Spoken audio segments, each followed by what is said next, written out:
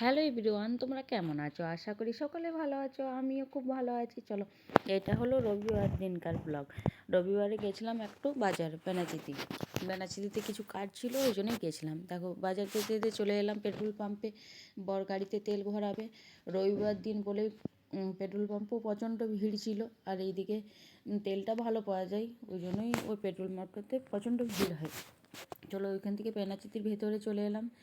দেখো, চারিদিকটা তোমাদেরকে একবার দেখিয়ে দিলাম। এদিকে একটা ব্লাউজের দোকান ছিল, খুব সুন্দর সুন্দর ব্লাউজ টাঙানো ছিল, ওইটাই তোমাদেরকে দেখালাম। গল্পর ইয়েতে বলাই হয়নি।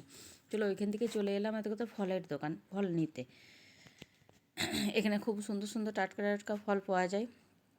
চলো, এখান থেকে ফল নিয়ে নিলাম।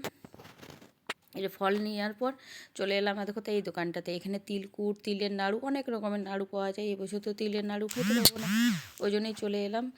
তোমার অন্য কিছু নিয়েছিলাম, ওই কি বলে বাদামের কিছু একটা, ওইগুলো নিয়েছিলাম। ওইখান থেকে চলে এলাম দেখো চণ্ডীদাস দেখো তার নিউ পূর্ণিমা সুইটস, দারুণ সুন্দর মিষ্টি, পিঠে পুলি সব রকম পাওয়া যায় এখানে। এই দাদাভাই দোকানটাতে অনেক রকমের মিষ্টি পাওয়া যায়। কী আর বলবো, মানে বাটিসাপটা 12 মাস বাটিসাপটা পাওয়া যায়, আরও অন্য অন্য সব রকমের মিষ্টি বা পিঠে পুলি সবই পাওয়া যায়। এখান থেকে চলে এলাম সবজি মার্কেটে। সবজি মার্কেটে যখন এলাম তখন বাজে 1টা 1:30 নাগাদ।